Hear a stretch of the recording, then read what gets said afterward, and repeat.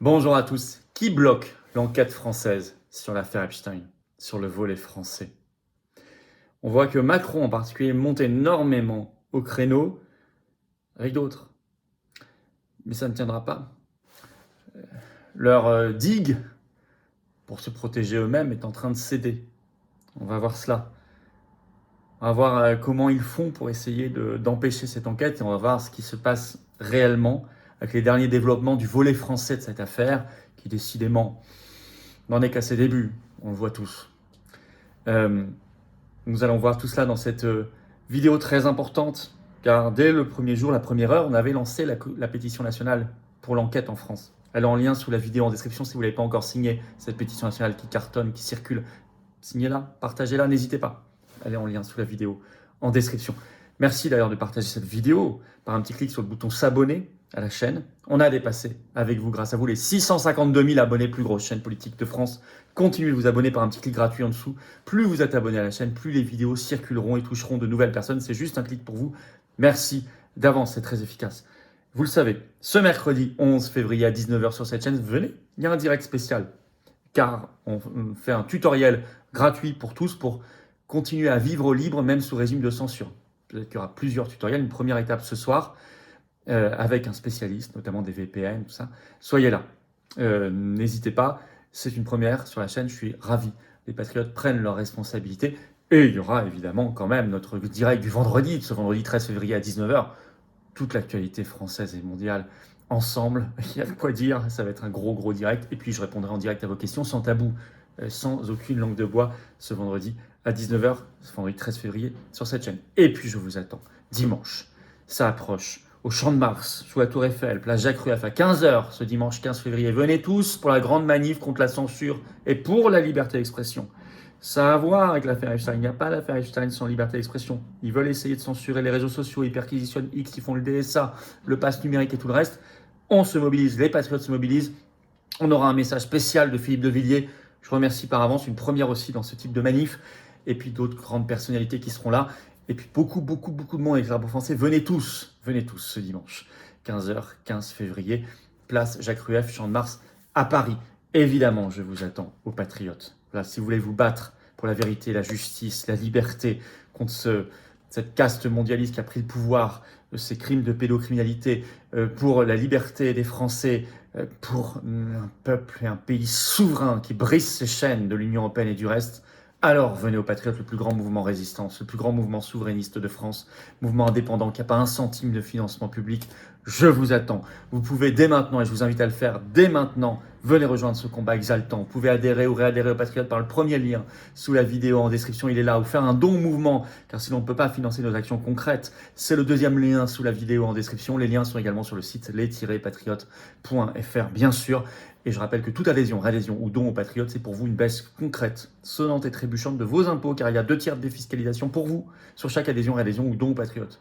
Profitez-en, ne faites pas ce cadeau au gouvernement. Prenez l'argent pour vous et aidez un mouvement indépendant qui se bat. Bravo donateurs et aux réadhérents, bienvenue aux nouveaux adhérents patriotes. On y va. Affaire Epstein, qui bloque l'enquête française? C'est simple.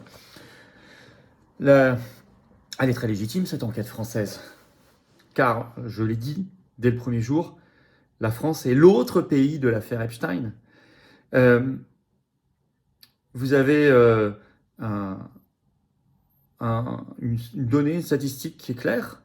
Dans les nouveaux dossiers qui ont été mis en ligne, le nom de Paris, capitale de la France, apparaît 66 693 fois. Plus que toutes les autres capitales européennes réunies. La France, ça apparaît 14 497 fois. Un article de RTL qui est sorti sur le volet français ce 10 février qui rappelle que il y avait le fameux 22 avenue Foch, l'appartement de Jean-Luc Brunel où il se passait tant et tant de choses. Je cite RTL, Jeffrey Epstein voyageait en France 12 fois par an en moyenne. Selon les années, il y passait entre 3 et 6 mois dans l'année. Vous avez dans cet article de RTL une interview de maître Nathalie Buquet, donc avocate de l'association de protection des enfants, Innocence en danger. Voilà, je vous lis un premier extrait. Au-delà d'un scandale médiatique, cette affaire Epstein révèle un échec systémique de la protection de l'enfance, qui ne peut absolument pas s'arrêter à la justice américaine, estime-t-elle. Epstein voyageait en France 12 fois par an en moyenne. On ne sait pas ce qu'il se passait dans cet appartement, avenue Foch. Nous commençons à recevoir des témoignages par le biais de notre permanence juridique, explique maître Nathalie Buquet. Des témoignages évidemment que nous devons vérifier. Pour le moment, nous en avons eu 3.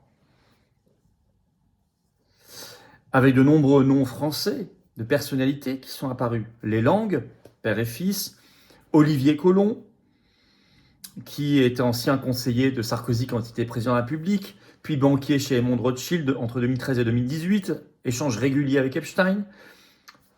Après des noms qui apparaissent plus épisodiquement, hein, le réalisateur Michel Hazanavicius, un dîner à Paris en 2012, Cédric Villani, on l'avait dit, ancien député, Bruno Le Maire, des victimes françaises, et puis le RN, alors à travers l'histoire de financement du parti en 2018 avec les mails échangés entre Steve Bannon pour le financement du RN et Epstein, et puis on a appris ce 10 février au soir que Olivier Colomb apparemment était aujourd'hui conseiller Afrique du parti. Bon. Et puis il y a des victimes françaises, et puis il y avait déjà eu une première enquête française en 2019, mais qui a été bâclée, qui a été avortée, arrêtée. L'enquête préliminaire avait en effet été lancée sur l'avenue Foch, le 22 avenue Foch en 2019. L'article de RTL du 10 février en parle un peu. Je vous cite un extrait. Maître Nathalie Buquet, avocate de l'association Innocence en danger, rappelle qu'une enquête a été lancée en 2019 sur un très proche de Epstein soupçonné d'être son rabatteur, Jean-Luc Brunel, français, agent de mannequin, retrouvé mort dans sa cellule en 2022. L'enquête s'est éteinte après sa mort. Ça tombe bien. Elle ajoute, à l'instant T, nous n'avons absolument aucune information sur les actes d'enquête qui ont été effectués. Et surtout sur ce que ces actes d'enquête ont permis de mettre en lumière sur ce qu'il a pu se passer en France, et notamment au sein de l'appartement de Jeffrey Epstein, explique l'avocate qui demande, évidemment, la réouverture de l'enquête française. Non seulement elle s'est arrêtée précipitamment, mais on ne sait même pas ce que pendant ces 3 ans d'enquête, ce qui s'est passé. On n'a rien sur les actes d'enquête. Et puis vous avez en France un silence politico-médiatique ou des diversions, et un Macron qui rejette tout ça rapidement sur les États-Unis seuls.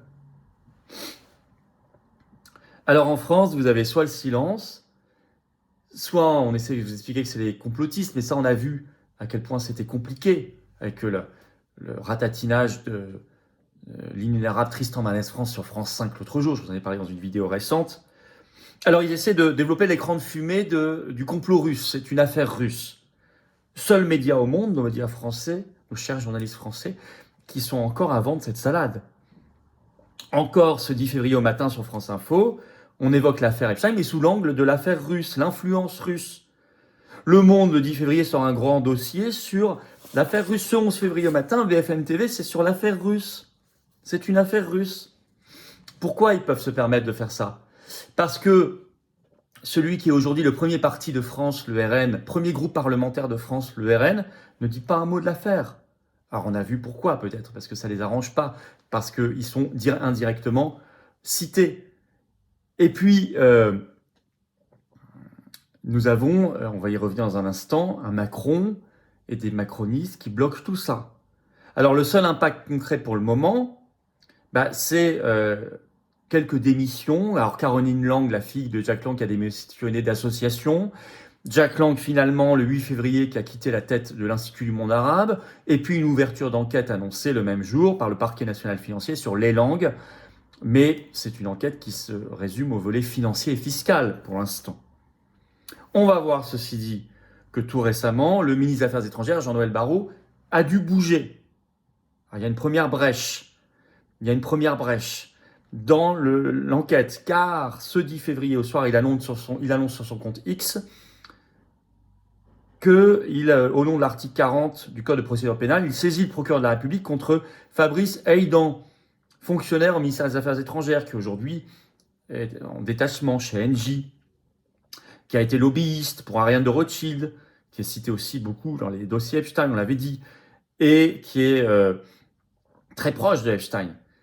Alors il fait un signalement, oui, mais le Quai d'Orsay était au courant, alors avant Barrot, depuis 2013, qu'il y avait des problèmes avec cet homme, car en 2013, le FBI avait fait un signalement pour consultation de fichiers pédopornographiques. Il travaillait alors pour la France à l'ONU, à New York. Il avait été viré de ses fonctions par le secrétaire général de l'ONU immédiatement. Il avait quitté les États-Unis. Il avait pris un vol à Montréal pour revenir discrètement en France, où il avait été mis pendant 2 ans au placard, mais pas viré, et pas d'enquête. Puis ensuite, il était apparu même dans des jurys au Quai d'Orsay, puis il avait été pris comme lobbyiste, on l'a vu, et puis ensuite parti dans le privé, pantouflé, chez Engie. 13 ans plus tard seulement, on a sous pression ce signalement par Jean-Noël Barrot. Mais ça veut dire qu'il y a une première brèche. Après la brèche langue, attention à langue qui cache la forêt, hein. On l'a toujours dit ça aussi. Mais la deuxième brèche là, au ministère des Affaires étrangères, intéressant. Mais on voit que les langues se délient. C'est pour ça que je vous dis, ils ne pourront pas tenir longtemps. Je vais vous expliquer comment ils essaient de résister. Je vous l'ai déjà dit, je vais aller plus loin. Mais les langues se délient. On voit qu'il y a des choses qui sortent. Alors, vous avez le 9 février dans Le Monde, un grand portrait de Jack Lang qui est publié. Un portrait hallucinant où on dit tout le monde est au courant depuis très longtemps. Donc, il y a bien une omerta à briser. Elle commence à se briser. Je vais vous citer des extraits de cet article du Monde, ce portrait. Les mails révèlent que Jeffrey Epstein en a eu l'idée, qu'il l'a exposé à Jack Lang en novembre 2015, avant de résumer à sa fille, pourquoi ne pas créer un fonds qui l'abonderait de 20 millions de dollars pour que Jack Lang achète des œuvres d'art, afin de les revendre plus tard et de se partager les bénéfices à 50-50 entre lui et la famille Lang. Aucun risque pour vous, ce sera sympa, écrit Epstein à Caroline Lang. Waouh! Avec 3 points d'exclamation, répond Caroline Lang. Autre extrait de ce portrait du Monde. Jack Lang n'a plus de voiture avec chauffeur, privilège ancien supprimé à l'Institut Monde Arabe. Jeffrey alors lui prête la sienne. Jack Lang souhaite voyager à Marrakech. Jeffrey lui prête son jet. L'ancien élu redoute de voir son nom peu à peu effacé de la scène publique. Jeffrey dépense 30 000 $ pour un film en hommage à sa fille, 50 000 $ pour un film sur l'épopée des années Lang, envisage de verser 100 000 $ pour un livre sur l'éducation.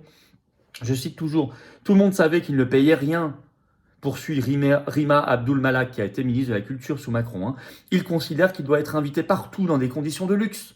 Les langues se délient, notes impayées, train de vie princier. On évoque des restaurants parisiens qui redoutent de voir apparaître le couple Lang. À la table de chez Edgar, au lieu du monde politique et médiatique des années 90, un ancien ministre du gouvernement Jospin s'est vu confier par le patron « Les langues chez moi, plus jamais. Ils me doivent 10 ans de déjeuner ». Je cite toujours, au très couru Festival de Cannes, ce sont les palaces de la Croisette qui se sont braqués. Les personnalités du monde de la culture et du cinéma sont invitées par le festival pour 2 nuits. Petit déjeuner inclus, mais selon les organisateurs de l'époque, les notes du couple Lang atteignaient plusieurs milliers d'euros, soit 3 ou 4 fois le montant alloué, tantôt pour un séjour prolongé, tantôt pour des repas avec invités. Plus aucun hôtel n'accepte de les recevoir. Je cite toujours, à la tête des conseils d'administration, les présidents assurent en principe une fonction bénévole. Jack Lang, lui, a fait de la présidence de l'Institut du Monde Arabe un job à temps plein. Il fait voter un salaire de 10 000 € pour lui-même par le conseil d'administration à l'époque, davantage que pour un ministre. Je cite encore, Jack Lang avait aussi reçu des costumes de luxe, comme ceux de la marque italienne Smalto. Selon le Canard enchaîné et l'Obs, une enquête avait été ouverte pour abus de biens sociaux, classée sans suite en 2023. D'autres couturiers comme Yves Saint Laurent ou le japonais Issei Miyake lui avaient offert des costumes.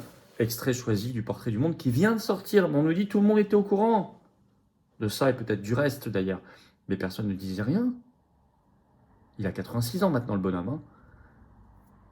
Mais ça veut dire que c'est en train de se briser. C'est en train de se briser. Alors Macron, en panique devant tout cela, il s'est bloqué l'enquête française. Et Yaël Braun-Pivet, son obligée à la tête présidente de l'Assemblée nationale, déclare sur Europe 1 ce 10 février qu'elle est contre la création d'une commission d'enquête parlementaire en France sur l'affaire Epstein. Le même jour, la Norvège a annoncé une commission d'enquête parlementaire dans le pays. Et nous, on a la pétition nationale qu'on a lancée dès le premier jour pour cette enquête, cette commission d'enquête. Elle est en lien sous la vidéo en description si vous voulez signer cette pétition nationale. Et puis vous avez Macron lui aussi qui freine tout, qui est d'ailleurs un comportement très suspect. Dépêche AFP ce 9 février, le titre « Affaire Epstein », Emmanuel Macron affirme que la justice américaine doit faire son travail. Il a déclaré ça en marge d'un salon qu'il visitait, le Wine Paris, salon sur le vin. Au passage, il est dommage que nos salons n'aient plus en France un nom français, pour un produit aussi français que le vin. Je ferme cette petite parenthèse. Hein. Si vous me direz en commentaire si vous êtes d'accord, moi je trouve ça lamentable. Wine Paris. Je suis pas sûr que des touristes étrangers viennent en France pour qu'on leur parle anglo-américain. Surtout sur des produits si français. Au passage, donc je reviens à notre affaire. Macron déclare en marge de ce salon, il faut que la justice là-bas, aux États-Unis, fasse son travail. Et il ajoute l'affaire Epstein concerne surtout les États-Unis d'Amérique. Ah bah c'est si pratique. Oui, mais Barrot a dû ouvrir une brèche. Ça commence à parler partout. Il y a le PNF sur les langues. Et puis, on apprend par une dépêche AFP ce 10 février, affaire Epstein, une association de protection de l'enfance réclame une enquête en France. Elle s'appelle Innocence en danger. Ça ne tiendra pas. Alors, continue de faire pression sur lui, sur Brune Pivet, sur le RN, qui a un rôle important au Parlement, qui pour l'instant bloque tout, n'en parle pas. Pétition nationale pour cette commission d'enquête sous la vidéo en description à signer, à relayer. On avait raison. Dès le premier jour, il ne faut rien lâcher. Venez ce dimanche 15 février, 15h, Paris, Champ de Mars, place Jacques Rueff, pour la grande manif contre la censure et la liberté d'expression. C'est complètement lié. Et les agendas sont liés. Il faut se battre pour la liberté d'expression. C'est ça qui nous permettra d'avoir la vérité, la justice, la liberté et l'avenir. Venez très nombreux. Partagez cette vidéo si vous voulez bien. Un petit clic sur le bouton s'abonner à la chaîne, clic gratuit en dessous, aidera énormément. C'est juste là, pour un meilleur partage. Grâce à vous, on vient de dépasser les 652 000 abonnés. Et puis, ce vendredi 13 février, 19h, notre grand direct sur cette chaîne. Il va être un direct exceptionnel d'actualité. Je répondrai à vos questions que je découvrirai en direct sans tabou. Soyez là. Et avant cela, un direct exceptionnel, un tutoriel gratuit qu'on vous offre pour apprendre à vivre libre, même sous censure avec un spécialiste des VPN, notamment. C'est ce mercredi, 11 février, 19h sur cette chaîne. Les patriotes se bougent et ils lâcheront pas le morceau. Mais on est un mouvement indépendant. Voilà, on n'a pas de financement public, 0 €, ni d'aide des banques. On est le plus grand mouvement souverainiste et de résistance de France. C'est le moment de venir pour nous aider à faire tout ça et pour participer vous aussi à ce combat, pour rencontrer, si vous le souhaitez, comme adhérents, des gens qui pensent comme vous près de chez vous, métropole, outre-mer, à l'étranger. On est là, partout. Vous pouvez nous rejoindre ou nous aider par un don à faire ces actions, sinon on ne peut pas les faire. Si on ne les fait pas, je crois que personne ne les fera à notre place. Je suis même certain que personne ne les fera à notre place. Vous pouvez adhérer donc ou réadhérer, vous êtes vraiment les bienvenus. Dès maintenant, pour ces belles valeurs, ces beaux combats. Aux patriotes par le premier lien sous la vidéo en description. Ce lien est également en commentaire épinglé, une petite fiche sur l'écran maintenant et dans quelques secondes un lien sur l'écran. Faire un don au mouvement, c'est le deuxième lien sous la vidéo en description. Facile.